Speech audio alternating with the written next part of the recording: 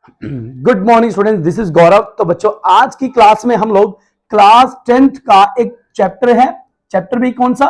पहला, जिसका नाम है बच्चों केमिकल रिएक्शन एंड इक्वेशन। क्या है? Chemical reaction and equation. इसके बारे में डिटेल में हम लोगों ने पढ़ना है। बच्चों, मैं आप लोगों के नोट्स बनवाऊंगा इस चैप्टर में, ठीक है। और क्या करूंगा, और वो सारे क्वेश्चन डिस्कस करने की पूरी कोशिश करूंगा जो एग्जाम के पॉइंट ऑफ व्यू से क्या है, इंपॉर्टेंट है बच्चों। जो एग्जाम के पॉइंट ऑफ व्यू से क्या है बच्चों, इंपॉर्टेंट है, वो सारे क्वेश्चन हम लोगों ने डिस्कस करने हैं। आगे बात समझ? इतना क्लियर? अब वो पॉइंट कौन से हैं? सबसे पहले नंबर पे मैं आप लोग को बताऊंगा केमिकल रिएक्शन क्या है। दूसरे पे डिस्कस करेंगे केमिकल इक्वेशन के बारे में। थर्ड हम डिस्कस करेंगे balancing the equation, balancing the equation, इसके बारे में पढ़ेंगे बच्चों। फोर्थ नंबर पे क्या रहेगा, टाइप्स ऑफ रिएक्शन, डिटेल में पढ़ेंगे बच्चों। और फिफ्थ कैटेगरी में मैं डाल रहा हूं दो टॉपिक है, वैसे तो मैं इसको फिफ्थ में डालूंगा, कोरोजन और रेंसिडिटी। बच्चों, कोरोजन एंड रेंसिडिटी, ये दो टॉपिक बहुत इंपॉर्टेंट है, यहां से क्वेश्चन आएगा ही आएगा बच्चों। नोट्स भी बनवाऊंगा, एक एक लाइन जो इंपॉर्टेंट है सब लिखाऊंगा। करते हैं चैप्टर की शुरुआत। सबसे पहले आपके पास आती है डेफिनेशन। डेफिनेशन किसकी लिख रही है? सर हमें बताइए केमिकल रिएक्शन क्या होती है। तो मैं क्वेश्चन भी लिख रहा हूं। हमारा पहला टॉपिक है बच्चों, what is chemical reaction. What is chemical reaction. अगर आपका इस चैप्टर में कोई डाउट रहता है तो आप कमेंट बॉक्स में डाल दीजिएगा बच्चों, मैं नेक्स्ट वीडियो में उसको जरूर डिस्कस करूंगा। तो सबसे पहले डेफिनेशन लिखिएगा, एक ऐसी प्रोसेस, क्या बोला मैंने, एक ऐसी प्रोसेस जिसके अंदर एक या एक से ज्यादा हमारे पास क्या होते हैं, सब्सटेंस होते हैं। तो इस लाइन को क्या लिखेंगे, a process in which one or more substance, in which one or more substances are converted. एक या एक से ज्यादा सब्सटेंस कन्वर्ट होते हैं दूसरे सब्सटेंस में, और उनकी जो प्रॉपर्टी होती है वो भी क्या होगी, डिफरेंट होगी। रिपीट करता हूं, a process in which one or more substances are converted. Substances वो क्या होंगे बच्चों, कन्वर्ट होंगे, are converted into different substances, into different substances, into different substance। बच्चों डेफिनेशन बहुत इंपॉर्टेंट है, कई बार स्टेट एग्जाम में तो डायरेक्ट पूछ लिया जाता है कि केमिकल रिएक्शन क्या होती है। रिपीट कर रहा हूं, ऐसी प्रोसेस जिसके अंदर एक या एक से ज्यादा सब्सटेंस होते हैं, वो दूसरे सब्सटेंस में कन्वर्ट होते हैं, और क्या बोला, into different substances having different chemical properties. Having different properties बोलेंगे, ठीक है। वो डिफरेंट प्रॉपर्टी आपकी केमिकल प्रॉपर्टी भी हो सकती है और फिजिकल प्रॉपर्टी भी हो सकती है। Having different properties. बताओ यहां तक कोई डाउट, समस्या, परेशानी भाई? हैविंग डिफरेंट प्रॉपर्टीज, बताओ, इतना क्लियर है? समझ आया केमिकल रिएक्शन क्या होती है? अब देखो केमिकल रिएक्शन को रिप्रेजेंट कैसे करते हैं बच्चों, हम दो चीजों से रिप्रेजेंट करते हैं केमिकल रिएक्शन को। एक होता है रिएक्टेंट, एक क्या होता है, रिएक्टेंट, और दूसरा होता है प्रोडक्ट। एक क्या बोला मैंने, रिएक्टेंट, और दूसरा होता है प्रोडक्ट। रिएक्टेंट बच्चों उस चीज को बोला जाता है, उन सब्सटेंस को बोला जाता है जो आपकी प्रोसेस शुरू होने से पहले लिए जाते हैं। जब उन केमिकल्स को मिलाया, मिलाने के बाद जो रिजल्ट आया, उस रिजल्ट को हम बोलते हैं प्रोडक्ट। इतनी बात समझ आई? रिएक्टेंट क्या है? रिएक्टेंट वो सारा केमिकल जो मिलाने से पहले है। जैसे चाय बनाने से पहले हम लोग क्या करते हैं, चाय पत्ती लेते हैं, चीनी लेते हैं, दूध लेते हैं, मिक्स नहीं किया। चाय के अंदर मिक्स करने से पहले जो केमिकल सब्सटेंस आपके पास है, हम उनको बोलते हैं रिएक्टेंट। रिएक्टेंट आपका लेफ्ट हैंड साइड लिखा जाता है, प्रोडक्ट आपका राइट हैंड साइड लिखा जाता है। इन दोनों को हम सेपरेट करते हैं एक एरो से। किससे रिप्रेजेंट करते हैं? एरो से। इस एरो के ऊपर और नीचे हम लोग लिखते हैं रिएक्शन कंडीशन। क्या लिखते हैं भाई? रिएक्शन कंडीशन हम लोग लिखते हैं। इतनी बात समझ में आ गई? अगर कोई पूछता है कि सर रिएक्टेंट क्या है, तो आप रिएक्टेंट की भी डेफिनेशन लिख लो। रिएक्टेंट की डेफिनेशन क्या बनती है? The substance that take part in a chemical reaction. आसान सी भाषा में समझाने के लिए मैंने आपको समझाया, रिएक्शन से पहले जो सब्सटेंस लिया जाता है उसको बोलते हैं रिएक्टेंट। अगर एग्जाम में आ गया कि रिएक्टेंट क्या है तो लिखोगे the substance that take part, the substance, आगे बात समझ, या फिर एक से ज्यादा भी हो सकते हैं, the substances that take part in a chemical reaction, that take part in a chemical reaction, उसको हम बोलते हैं reactant. that take part in a chemical reaction को मैं शॉर्टकट में RXN से लिख सकता हूं, मगर बोर्ड एग्जाम में आप शॉर्टकट मत लिखना, कंप्लीट लिखना, REACTION। बताओ भाई, इतनी बात समझ आ गई? क्लियर है? अभी एग्जाम्पल पढ़ेंगे तो और अच्छे से क्लियर हो जाएगा। अगर आपको बोले कि सर प्रोडक्ट क्या है, प्रोडक्ट क्या होता है, तो प्रोडक्ट होता है जो नया सब्सटेंस मिलेगा after reaction, the new substance formed after the chemical reaction. ठीक है ना? प्रोडक्ट की डेफिनेशन देखो बच्चों, ये डेफिनेशन कोई गलत नहीं निकालेगा, बोर्ड के पॉइंट ऑफ व्यू से बहुत इंपॉर्टेंट है, खासकर स्टेट बोर्ड के अंदर। सीबीएसई इस चैप्टर के अंदर से जनरली बैलेंसिंग पूछ सकता है, आपसे रेंसिडिटी और करोजन से क्वेश्चन पूछ सकता है। ठीक है ना? तो प्रोडक्ट क्या है? The substance is formed after the chemical reaction, the substance formed after the chemical reaction, जो केमिकल रिएक्शन के बाद जो रिजल्ट निकल के आता है उसको हम बोलते हैं product. After the chemical reaction, after the chemical reaction. बताओ भाई, इतनी बात समझ आई कि नहीं आई? क्लियर है बच्चों? रिपीट कर दिया मैंने, रिएक्टेंट क्या है? आपका रिएक्टेंट उस सब्सटेंस को बोलेंगे जो रिएक्शन से पहले है, और रिएक्शन के बाद का जो सब्सटेंस बनता है उसको हम प्रोडक्ट बोलते हैं। और बच्चों ध्यान रखोगे, प्रोडक्ट को और रिएक्टेंट को हम दोनों को किससे सेपरेट करते हैं? एरो से सेपरेट करते हैं। एरो का जो पॉइंट होता है वो प्रोडक्ट की साइड होता है, एरो के ऊपर और नीचे रिएक्शन कंडीशंस लिखी जाती हैं। इतनी बात समझ में आई? अब अगला टॉपिक मैं स्टार्ट कर रहा हूं जिसका नाम है केमिकल इक्वेशन। आप इसको बोल सकते हो कि सर ये तो हमारा सेकंड टॉपिक है। सेकंड टॉपिक का नाम है केमिकल इक्वेशन क्या होती है। अब बच्चों देखो, केमिकल रिएक्शन नहीं, केमिकल इक्वेशन भाई, केमिकल इक्वेशन। अब जो एक केमिकल रिएक्शन आप लोगों ने करी थी, क्या बोला मैंने? जो एक केमिकल रिएक्शन आप लोगों ने परफॉर्म करी है, अगर मैं इसको सिंबल्स की फॉर्म में रिप्रेजेंट करता हूं, केमिकल रिएक्शन को जब हम सिंबल्स की फॉर्म में रिप्रेजेंट करते हैं उसको बोला जाता है केमिकल इक्वेशन। क्या बोला जाता है? Chemical equation. फॉर एग्जांपल, मैंने आपको बोला मैग्नीशियम भाई कंबाइन हो गया ऑक्सीजन गैस के साथ और उसने बनाया मैग्नीशियम ऑक्साइड। क्या बोला मैंने? कि मैग्नीशियम आपका कंबाइन हो गया ऑक्सीजन गैस के साथ और उसने बनाया मैग्नीशियम ऑक्साइड। मैंने कहा चाय पत्ती को पानी में डाला, फिर चीनी डाली, फिर दूध डाला, अदरक वगैरह डाला, सब डाला और चाय तैयार हो गई। जब मैं इसको सिंबल्स की फॉर्म में रिप्रेजेंट करूंगा, चाय पत्ती पूरा ना लिख के मैं उसका सिंबल बना रहा हूं, चिन्नी शुगर जो होती है उसको ना लिख के मैं उसका सिंबल बना रहा हूं। ठीक है ना? ये सिंबल्स की फॉर्म में रिप्रेजेंटेशन कहलाती है केमिकल इक्वेशन। क्या बोलेंगे? The representation of chemical reaction in a symbolic form. क्या केमिकल इक्वेशन क्या बच्चों आप लिख सकते हो? It is the chemical, it is the representation of, it is the representation of chemical reaction, it is the representation of chemical reaction, chemical reaction in a symbolic form, in a symbolic form, symbolic form हम इसको बोलेंगे chemical equation. बताओ क्या ये बात समझ आई? ठीक है? क्या बोला मैंने? ऐसी केमिकल रिएक्शन की रिप्रेजेंटेशन सिंबल्स की फॉर्म में, किसकी फॉर्म में? सिंबल्स की फॉर्म में, तो बच्चों हम उसको बोलते हैं केमिकल इक्वेशन। मैं एग्जांपल की बात करता हूं। देखो मैंने आपके सामने लिखा कि ये मैग्नीशियम है। क्या बच्चों? मैग्नीशियम लिखा प्लस ऑक्सीजन के साथ मिक्स हुआ। किसके साथ मिक्स हुआ बच्चों? ऑक्सीजन के साथ। और इनकी रिएक्शन हो गई, दोनों आपस में रिएक्ट किया और दोनों ने क्या बनाया? मैग्नीशियम ऑक्साइड बनाया भाई, मैग्नीशियम ऑक्साइड बनाया। इस बात को ध्यान से समझिएगा। समझ आया? मैंने क्या लिखा? मैग्नीशियम, कंबाइन हो रहा है ऑक्सीजन के साथ, क्या बना रहा है, मैग्नीशियम ऑक्साइड। अब देखो बच्चों एक और बात, ये जो इधर वाला पार्ट है, एरो के इधर वाला पार्ट, हम इसको बोलेंगे रिएक्टेंट।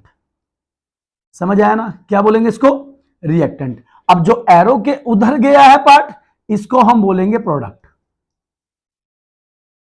क्लियर है, रिपीट कर देता हूं, केमिकल रिएक्शन क्या थी, हमारे पास जो नया सब्सटेंस था जब वो दूसरे सब्सटेंस में कन्वर्ट हो जाए और इधर वाले पार्ट की और उधर वाले पार्ट की प्रॉपर्टी भी क्या होंगी, डिफरेंट होंगी।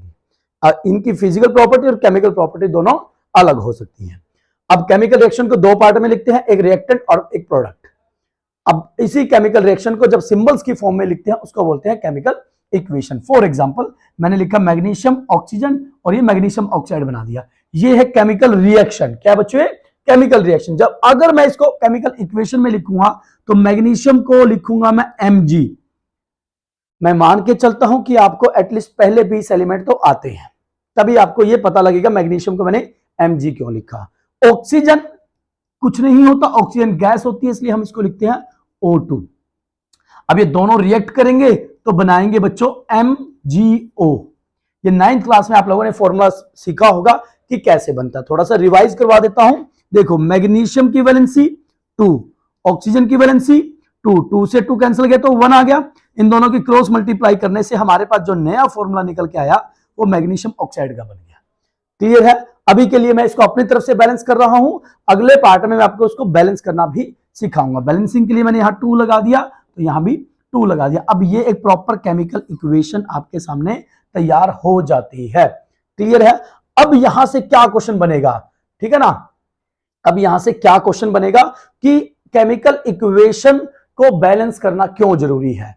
याद रखना बच्चों, उसका आंसर क्या है, to obey the law of conservation of mass. Repeat कर देता हूं, to obey the law of conservation of mass. इसीलिए मैंने रिएक्शन के आगे इक्वेशन के, यहां पर रिएक्शन के अंदर इक्वेशन एटम जो आपके मैग्नीशियम का सिंबल है इसके आगे 2 लिखा है या मैग्नीशियम ऑक्साइड के आगे 2 लिखा है। इतना समझ आया। ये तो डेफिनेशन उन बच्चों के लिए थी जो कुछ बिल्कुल भी नहीं पढ़ते, जस्ट सिंपल वे में याद करना चाहते हैं। अब डेफिनेशन को मैं थोड़ा सा मॉडिफाई कर रहा हूं या आप कहोगे थोड़ा सा एडवांस फॉर्म में मैं लेके जा रहा हूं। तो क्या लिखेंगे, ये उन बच्चों के लिए है जो फाइट करेंगे 80+ से ऊपर। वो सिंपल वे में थे कि सिंबल की फॉर्म में रिप्रेजेंट करना केमिकल रिएक्शन को केमिकल इक्वेशन कहलाता है। अब रिएक्शन को थोड़ा सा इसके अंदर अलंकार यूज करते हैं। द स्कीमेटिक रिप्रेजेंटेशन, वही लाइन है बस थोड़ा सा इसको वर्डिंग चेंज मैं कर रहा हूं। द स्कीमेटिक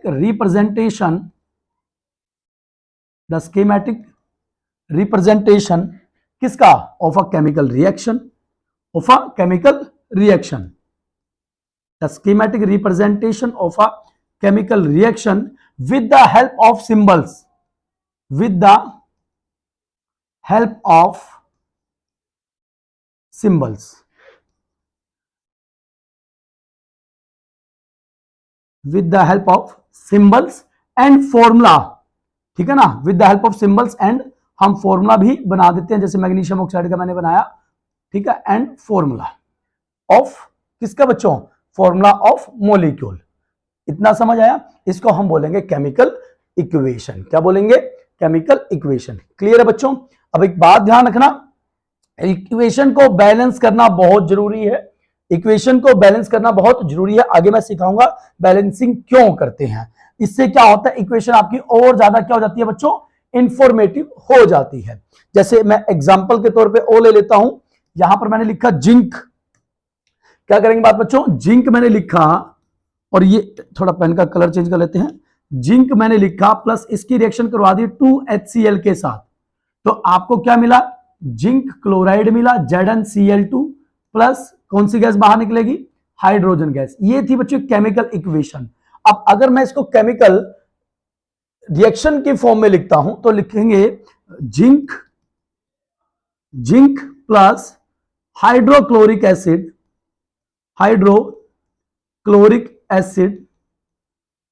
और ये क्या देगा, ये ऐसे भी लिख सकते हैं या फिर बोलेगा zinc is reacted with hydrochloric acid which results the formation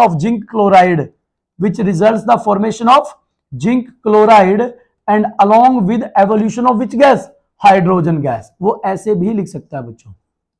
ये आपकी केमिकल रिएक्शन है, जबकि ऊपर वाली आपकी क्या है, केमिकल इक्वेशन है बच्चों। बताओ इतनी बात समझ में आ गई।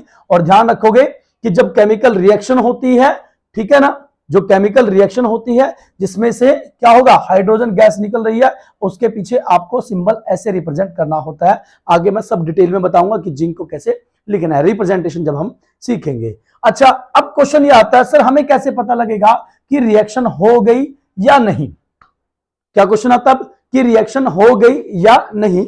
और मैं इसको थर्ड टॉपिक की फॉर्म में इसको मान के चलता हूं कि आपका थर्ड टॉपिक है कि रिएक्शन हो गई या नहीं, या फिर हम इसको बोलेंगे what are the important characteristics of chemical reaction. Third topic में स्टार्ट कर रहा हूं, व्हाट आर द, क्या बच्चों, what are the important what are the important characteristics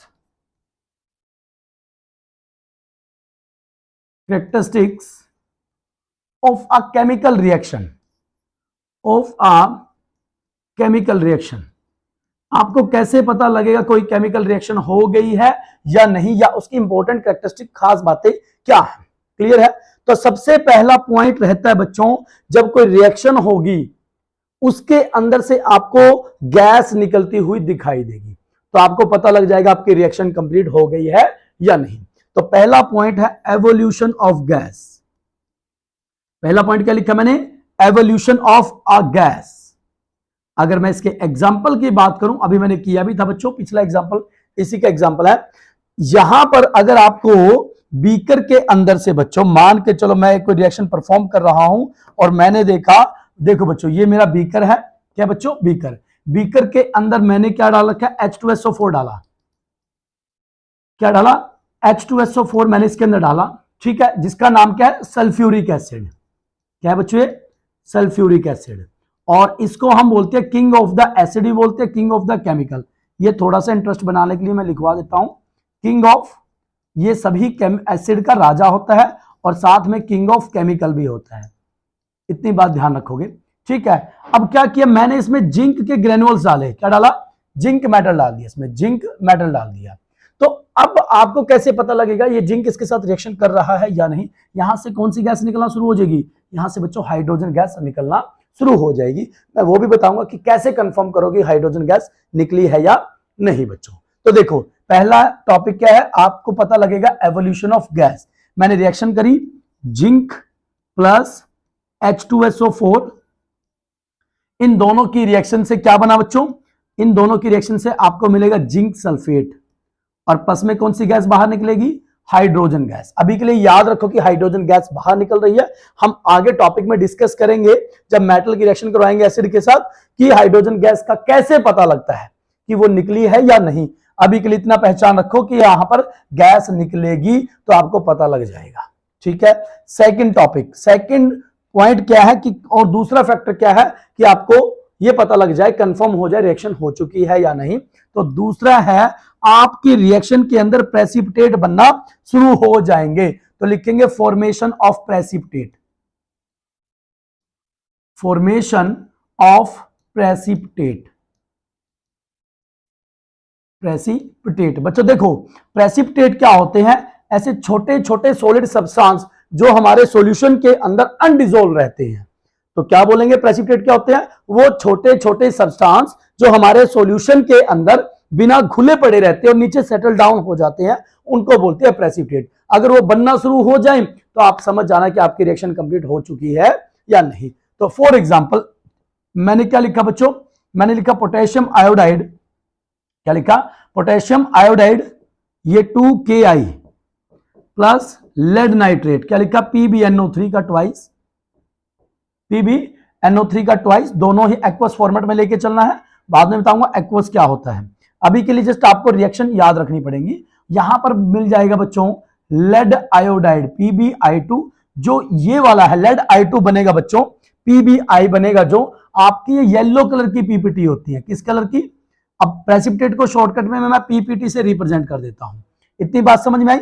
और बाहर साथ में क्या बनेगा, 2KNO3 पोटेशियम नाइट्रेट जो होगा वो एक्वस फॉर्मेट में पड़ा रहता है बच्चों। किस फॉर्मेट में, एक्वस की फॉर्म में। आगे बताऊंगा चल के मैं एक्वस भी क्या होता है, सब डिटेल में हम डिस्कस करेंगे। अभी के लिए ये वाला इंपॉर्टेंट पॉइंट, अगर आप लोग रिएक्शन ना याद कर पाओ तो कोई इश्यू नहीं है, मगर ये पॉइंट आपको याद रखना पड़ेगा कि भाई पहला पॉइंट आपका होता है उस रिएक्शन के अंदर से आपको गैस निकलती दिखाई देगी, उस रिएक्शन के अंदर आपको पीपीटी बने हुए दिखाई देंगे। और तीसरा फैक्टर क्या है, और पॉइंट क्या हो सकते हैं बच्चों, आपका ना जो प्रोडक्ट बनेगा उसका कलर चेंज हो जाएगा।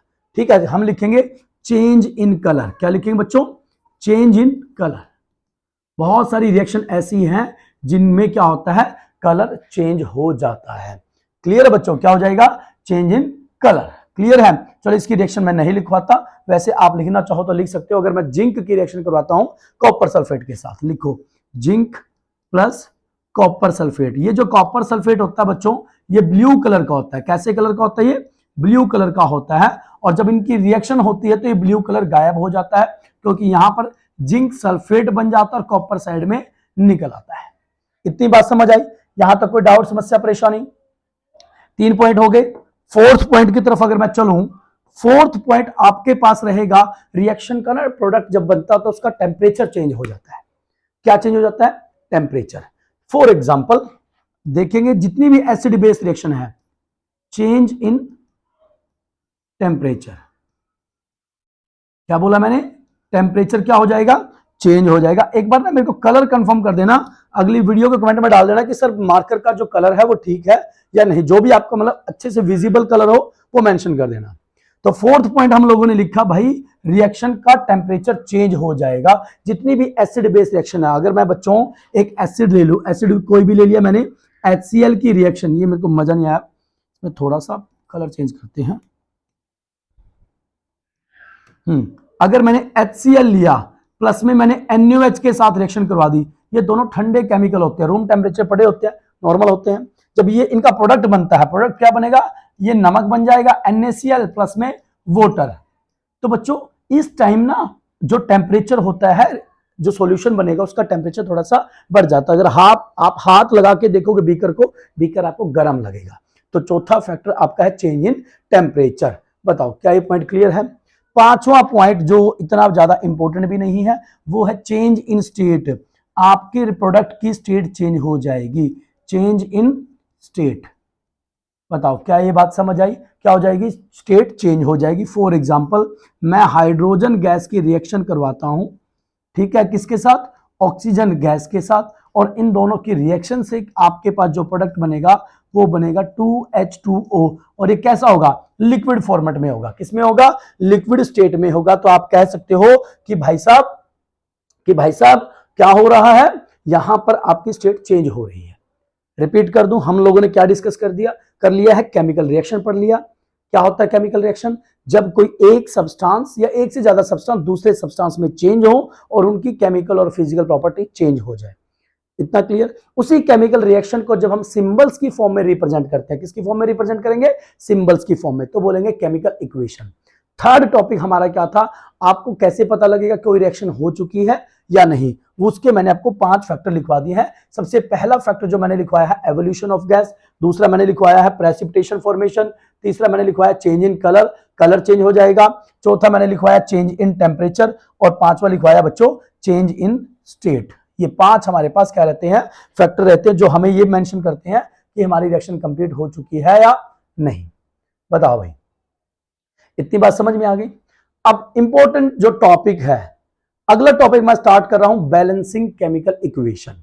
अब ये हमारा 4th टॉपिक स्टार्ट हो चुका है, मैं इसको 4th टॉपिक मान के चलता हूं। क्या बच्चों,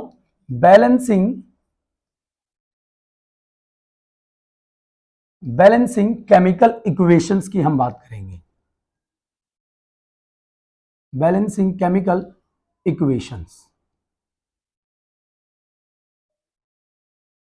केमिकल इक्वेशन को बैलेंस करना क्यों जरूरी है, पहला पॉइंट। आपको कैसे पता लगेगा कौन कौन से पॉइंट्स हैं, कौन कौन सी इंपॉर्टेंट बातें हैं जो ये कंफर्म करवाएंगी कि ये इक्वेशन बैलेंस हुई है या नहीं।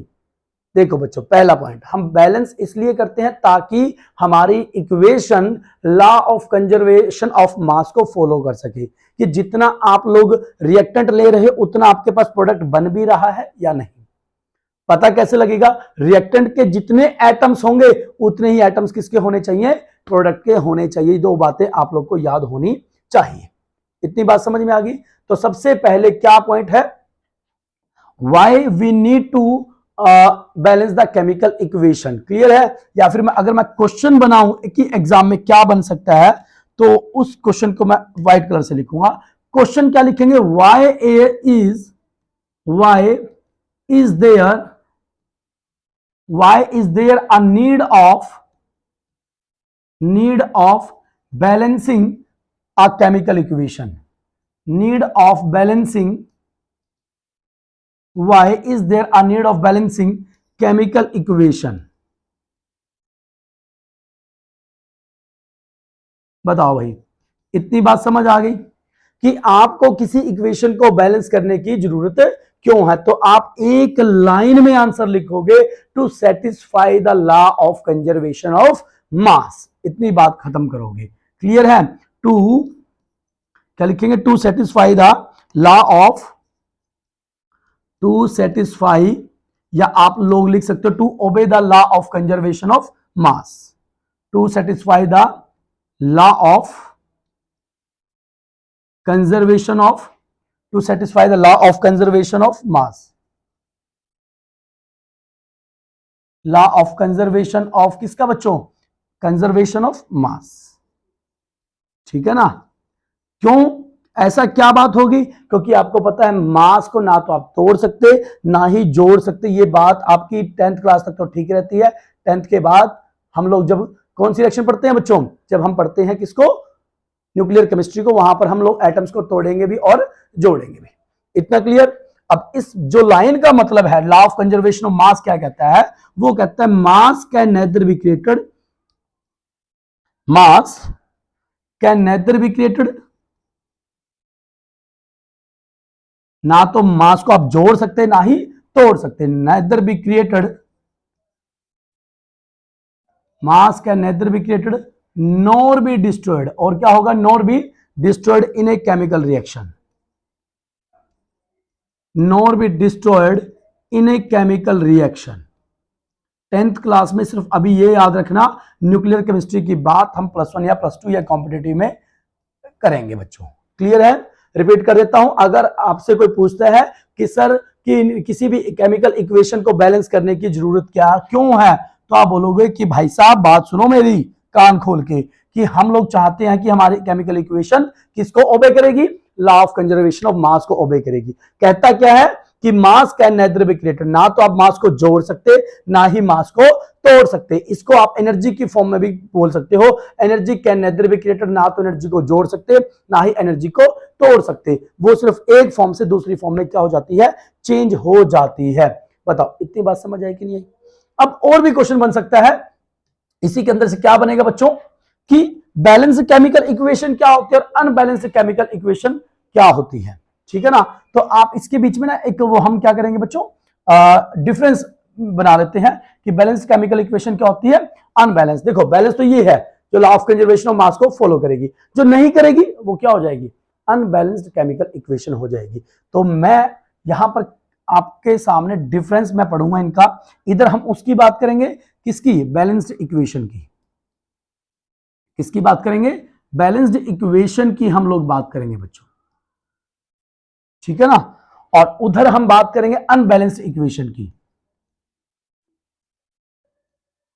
देखो बहुत सिंपल है, जिन बच्चों को ये मुश्किल लग रहा है थोड़ा सा ध्यान से देखो। बैलेंस्ड इक्वेशन में क्या हुआ?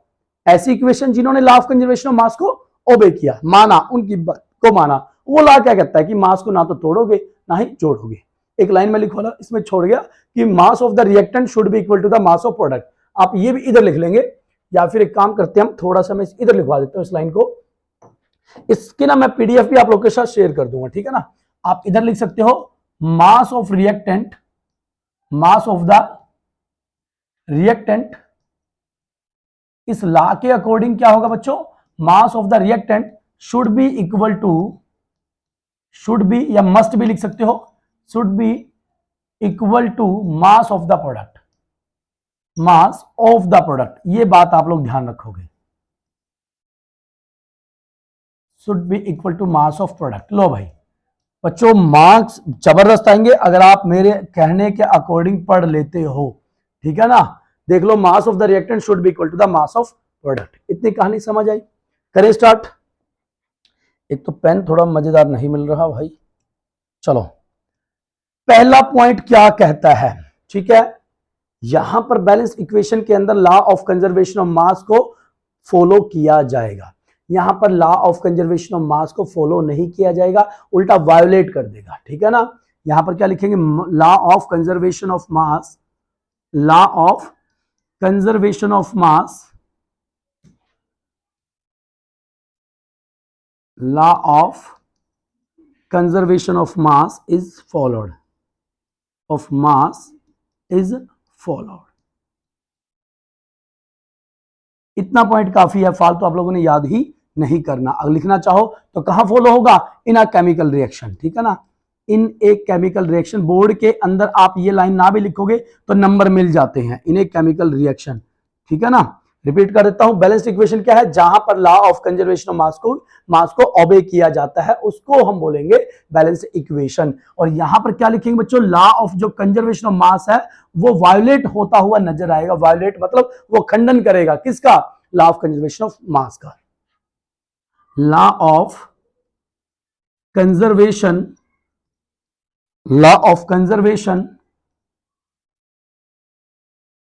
Of mass, law of conservation of mass seems to be violated, seems to be violated। लो भाई, इतनी सी बात आपके दिमाग में बैठ जानी चाहिए। In an unbalanced chemical equation, in an unbalanced chemical equation.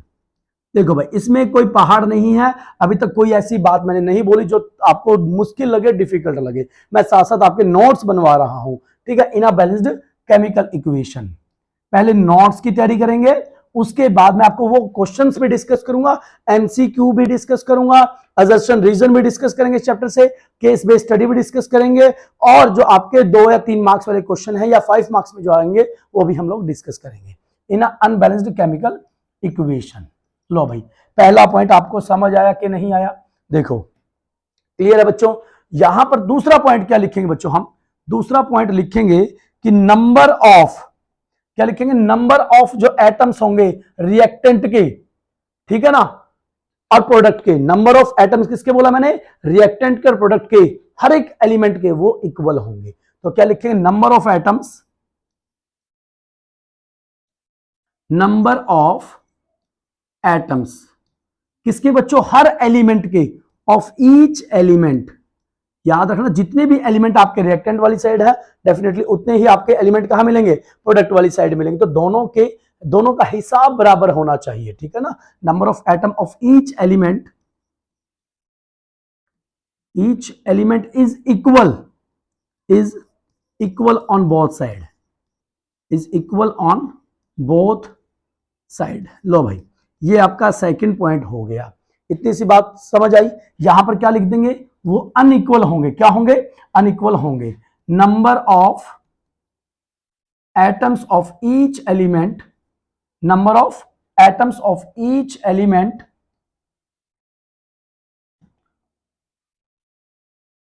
Is not equal, each element is not, क्या होगा, वो इक्वल नहीं होंगे बच्चों, is not equal on both side, दोनों ही साइड में, ऑन बोथ साइड्स। बताओ क्या ये बात समझ आई। पहला पॉइंट क्या था बैलेंस में, कि वो ओबे करेगा किसको, लॉ ऑफ कंजर्वेशन ऑफ मास को ओबे करेगा। यहां पर ये इसका खंडन करेगा, वायोलेट का मतलब होता है ना मानना, ओबे नहीं करना। यहां पर दोनों तरफ क्या होंगे, number of atoms her element के इक्वल होंगे, दोनों तरफ हिसाब बराबर करके चलेंगे। यहां पर हिसाब बराबर नहीं होगा, या तो रिएक्टेंट वाली साइड एटम ज्यादा हो जाएंगे या फिर प्रोडक्ट वाली साइड एटम्स ज्यादा हो जाएंगे, किसी भी एलिमेंट के वो हो सकते हैं। क्लियर। एग्जाम्पल लिख लेते हैं। यहां पर मैंने एग्जाम्पल लिखा 2Mg, मैग्नीशियम लिखा प्लस O2 के साथ इसने रिएक्शन करी और इसने बनाया 2MgO, मैग्नीशियम ऑक्साइड। देखो भाई, इतनी बात समझ आई। इसी रिएक्शन को अगर मैं कैसे लिखूं, यहां पर थोड़ा ऐसे लिख दूं बच्चों, कि मैंने मैग्नीशियम लिखा प्लस ऑक्सीजन लिखा और यहां पर क्या हो गया, मैग्नीशियम ऑक्साइड बन गया भाई। क्या बन गया? Magnesium oxide. आप देख सकते हो इस तरफ कितने मैग्नीशियम है मेरे पास, इस तरफ मेरे पास है भाई 2 मैग्नीशियम। यहां पर कितने मैग्नीशियम ऑक्साइड कितने हैं? 2 हैं। यहां पर मैग्नीशियम कितना? 1। और मैग्नीशियम ऑक्साइड कितना? वो भी 1। तो ये तो वायोलेट हो गया ना। क्या हो गया? वायोलेट हो गया। जबकि यहां पर आप लोगों ने देखा ऑक्सीजन 2 है और यहां पर ऑक्सीजन क्या है? 1 है। यहां पर ऑक्सीजन 2 है, ये देखो अगर मैं आगे लिख रहा हूं तो सबके साथ मल्टीप्लाई होगा। यहां भी 2 है, यहां मैग्नीशियम 2 है, यहां भी मैग्नीशियम 2 है। मगर यहां पर चलो मैग्नीशियम को मान लिया मैंने इक्वल है, मगर ऑक्सीजन तो क्या हो गया? कम ज्यादा हो गया कि नहीं हो गया? इतनी बात समझ आई? तो ऐसी इक्वेशन को हम बोलेंगे अनबैलेंस्ड केमिकल इक्वेशन। बताओ भाई क्लियर है कि नहीं है? यहां तक कोई डाउट, समस्या, परेशानी? तो अब आप कहोगे सर हम कैसे सीखेंगे इक्वेशन को बैलेंस करना? तो बच्चों इसके कुछ रूल्स हैं, वो आपको पता होने चाहिए। मैं एग्जांपल के साथ वो रूल करवाऊंगा, ठीक है? तो अगला जो टॉपिक हमारे पास स्टार्ट हो चुका है, आई थिंक आपका 5वां टॉपिक है, इस टॉपिक का नाम है balancing of a chemical equation. अब मैं इसका एग्जाम्पल सबसे पहले चूज करूंगा। मैंने एग्जाम्पल ले लिया बच्चों आयरन, ठीक है? वो आपको क्या देगा? अगर मैं एनसीईआरटी के एक्सरसाइज क्वेश्चंस की बात करूं कि आयरन ऐसे लिख देगा plus voter, iron plus voter, और वो बनाएगा फेरिक ऑक्साइड, ठीक है? या वो लिखेगा बच्चों आयरन ऑक्साइड, ऐसे लिख देगा आयरन ऑक्साइड, ठीक है? और प्लस में क्या होगा? हाइड्रोजन गैस बाहर, ऐसे बोल देगा हाइड्रोजन गैस। आपको सिर्फ इतना लिख के वो दे देगा। अब आपको इसको बैलेंस करना है। देखो सबसे पहले आयरन का जो सिंबल होता है वो Fe होता है। क्या होता है? अब रूल नंबर 1, मैं रूल के साथ बात करूंगा बच्चों। रूल नंबर 1 आपको याद रखना पड़ेगा। अगर आपको और एग्जांपल देखनी है तो एनसीईआरटी की एक्सरसाइज को जाके देखो, वहां पर दुनिया भर के ऐसे क्वेश्चंस आपको मिल जाएंगे, ठीक है? तो रूल नंबर पहला कहता है राइट द स्केलेटल इक्वेशन। आप इस इक्वेशन को स्केलेटन फॉर्म में लिखो। स्केलेटन मतलब सिंबॉलिक फॉर्म में लिखो। तो रूल नंबर 1 कहता है right the equation, right the, black colour ही ले लेता हूं भाई, बैकग्राउंड थोड़ा सा वो है। Right the skeletal equation. ये रूल बच्चों देखो मैं लिख रहा हूं तो आप भी लिखना।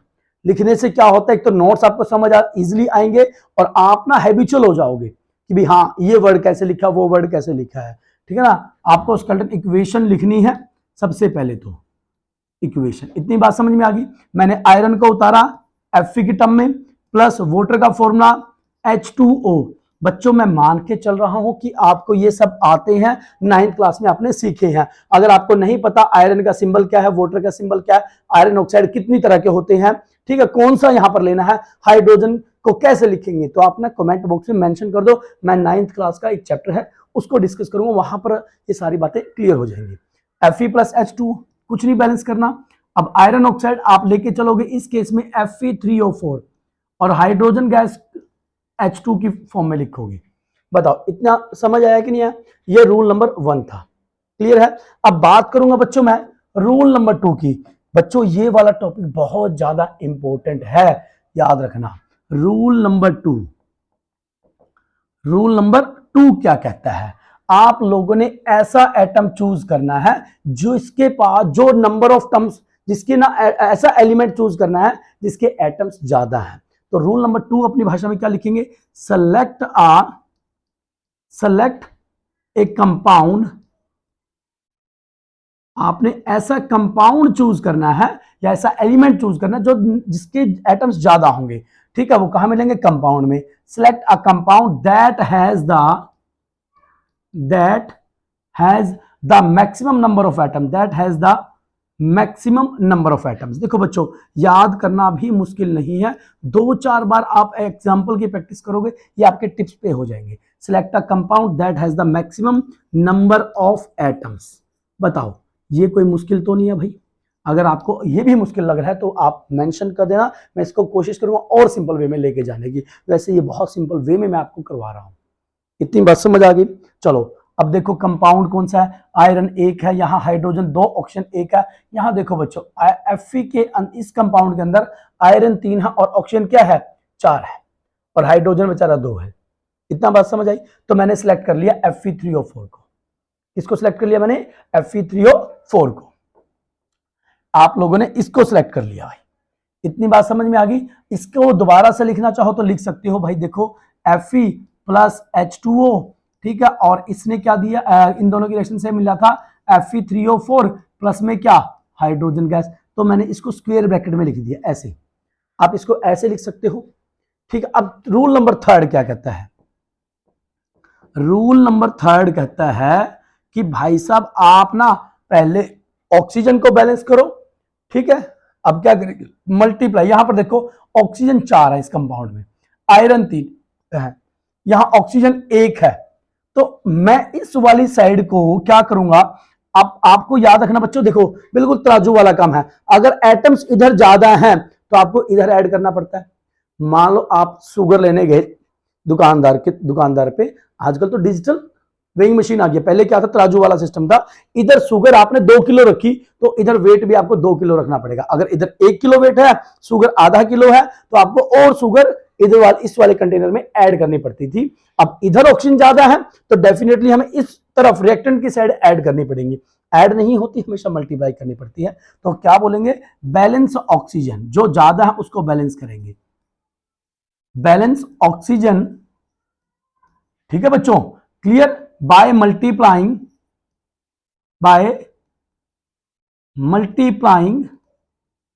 ठीक है, H2O कहां पर, लेफ्ट हैंड साइड, ये वाला पार्ट लेफ्ट हैंड साइड, ये वाला पार्ट क्या था, राइट हैंड साइड, ठीक है। Balance oxygen by multiplying H2O कहां पर, on left hand side, on left hand side by कितने, जितना यहां पर ऑक्सीजन है, यहां पर ऑक्सीजन कितना है 4, तो मैं यहां कितने से मल्टीप्लाई कर दूंगा, 4 से मल्टीप्लाई कर दूंगा। बताओ ये वाला पॉइंट क्लियर हुआ कि नहीं हुआ। अब लिखेंगे, इसकी बारी आ चुकी है, Fe प्लस 4H2O और आपको मिलेगा Fe3O4 और यहां पर चला गया हाइड्रोजन। अब देखो बच्चों, हाइड्रोजन 8 हो गए, ऑक्सीजन 4 है, मगर यहां पर हाइड्रोजन कितने हैं, 2 हैं, तो डेफिनेटली हमें क्या करना पड़ेगा, इधर राइट हैंड साइड, अब की बार हम क्या करेंगे, राइट हैंड साइड हाइड्रोजन को मल्टीप्लाई करेंगे। तो रूल नंबर 4, ठीक है ना, ऑक्सीजन के साथ कौन लिंक था, हाइड्रोजन, तो डेफिनेटली अगर मैं 4 आगे लिखूंगा तो नंबर ऑफ हाइड्रोजन भी क्या हो जाएंगे, बढ़ जाएंगे। तो रूल नंबर 4 क्या कहता है, balance hydrogen by multiplying, balance, क्या लिखेंगे, balance hydrogen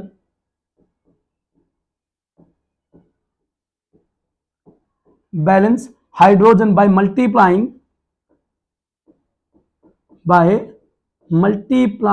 H2 by multiplying hydrogen, कितने के साथ, कहां पर मल्टीप्लाई करना, on right hand side by 4। लो भाई कहानी खत्म।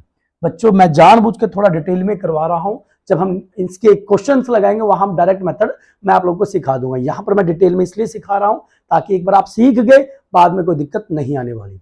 क्लियर है, तो क्या होगा, Fe प्लस, यहां पर मैंने लिखा 4H2O और ये हमारा एरो, यहां पर मैंने लिखा Fe3O4 और यहां पर मैंने लिख दिया 4H2। अब देखो बैलेंस क्या नहीं है, हाइड्रोजन 8 हो गए, ऑक्सीजन 4 है, ऑक्सीजन यहां पर 4 है, हाइड्रोजन 8 हो गए, बैलेंस कौन नहीं है, आपका आयरन बैलेंस नहीं है, यहां पर 3 है, यहां पर कितने हैं 4, आपका 1 है। तो लास्ट रूल नंबर 5, लो भाई रूल नंबर 5, ठीक है ना। रूल नंबर 5 क्या कहता है बच्चों, देखोगे रूल नंबर 5 आपका बोल रहा है बैलेंस आयरन बाय मल्टीप्लाइंग, कितने से, बाय मल्टीप्लाइंग आयरन, कहां पर, on left hand side with 3 के साथ। तो रूल नंबर कहता है बैलेंसिंग आयरन, बैलेंसिंग किसको बैलेंस करना है बच्चों, बैलेंसिंग बैलेंस करना है, बैलेंस आयरन, हमें आयरन को बैलेंस करना है बाय मल्टीप्लाइंग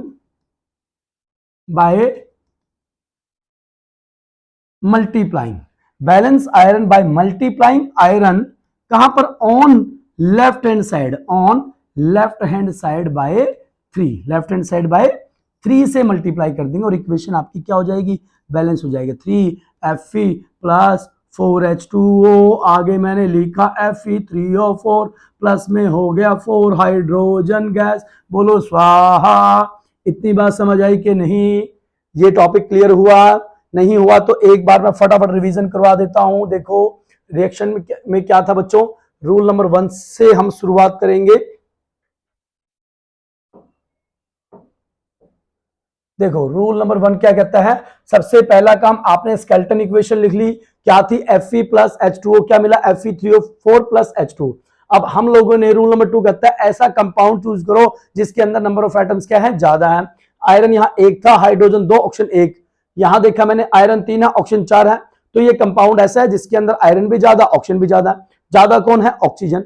तो मैंने नेक्स्ट वाले में क्या लिखा, रूल नंबर 3 में, कि बैलेंस करूंगा मैं ऑक्सीजन को। इधर 4 है और इधर 1 है, तो इस वाली साइड लेफ्ट हैंड साइड मैंने 4 से मल्टीप्लाई किया। अब ये बैलेंस हो गया, ठीक है, तो हाइड्रोजन बढ़ गया।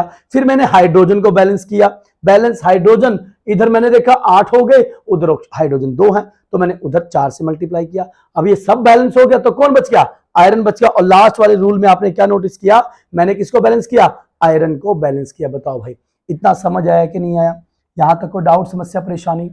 क्लियर है बच्चों? बहुत बढ़िया भाई, ठीक है, इतना क्लियर है। बाकी का हम लोग बच्चों कहां करेंगे, बाकी का याद रखोगे हम लोग क्वेश्चन जब मैं आपको एनसीईआरटी एक्सरसाइज कराऊंगा तब इसके कुछ एग्जांपल्स डिस्कस करेंगे। क्लियर है? ठीक है, चलो अगर आप लिखना चाहो तो एक रिएक्शन और लिख लो, बहुत सिंपल है। रिएक्शन क्या है, zinc react with copper sulphate, react with copper sulphate, react with copper sulfate which gives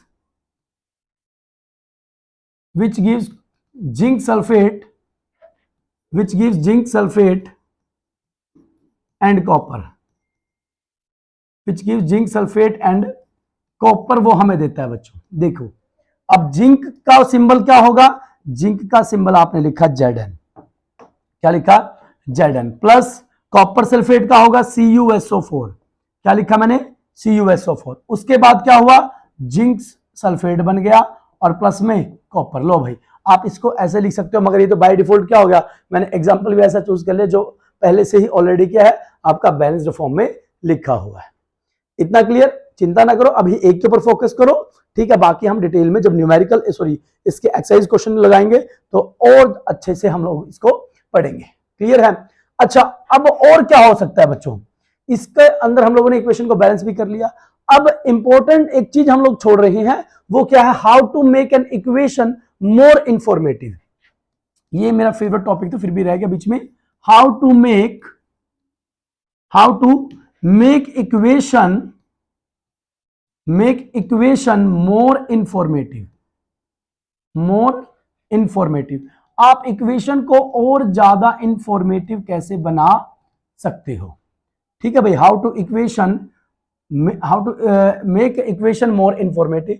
पहला पॉइंट, हम जितने भी हम लोगों ने उस अंदर कंपाउंड लिखे हैं सबकी फिजिकल स्टेट बताकर, हमें क्या मेंशन करनी पड़ेगी, उनकी फिजिकल स्टेट बतानी पड़ेगी बच्चों। इस बात का भी ध्यान रखोगे। क्लियर है? जितने भी उसके अंदर सब्सटेंस इन्वॉल्व होंगे, जैसे अगर कोई सब्सटेंस सॉलिड फॉर्म में है तो आप उसको रिप्रेजेंट करोगे स्मॉल एस से। अगर कोई सब्सटेंस लिक्विड फॉर्मेट में है, लिक्विड स्टेट में है, तो आप रिप्रेजेंट करोगे एल से। अगर कोई सब्सटेंस गैसियस फॉर्म में है तो आप लिखोगे जी। अगर कोई सब्सटेंस एक्वस सॉल्यूशन की फॉर्म में है, किसमें है बच्चों, एक्वस सॉल्यूशन की फॉर्म में है। अब क्वेश्चन आएगा कि सर एक्वस सॉल्यूशन क्या होता है, ठीक है ना। अच्छा, पहले एक्वस सॉल्यूशन को हम रिप्रेजेंट करते हैं ए क्यू से। हर वो सब्सटेंस जिसको वाटर में डिसॉल्व किया गया, एक्वा मतलब होता है पानी, ठीक है ना। सब्सटेंस को जब द सोल्यूट, या मैं कहूं the solution in which solvent is water, the solution in which solvent क्या होगा बच्चों, आपका पानी होगा रे बच्चों, सोलवेंट इज वाटर। लो भाई इतनी सी बात आपको क्लियर होनी चाहिए। एक्वस सॉल्यूशन ऐसे सॉल्यूशन को बोलेंगे जिसमें सोलवेंट क्या होगा, पानी होगा। बताओ, इतनी बात आई समझ, पक्का क्लियर है? दूसरा पॉइंट, पहला मैंने क्या बताया, फिजिकल स्टेट।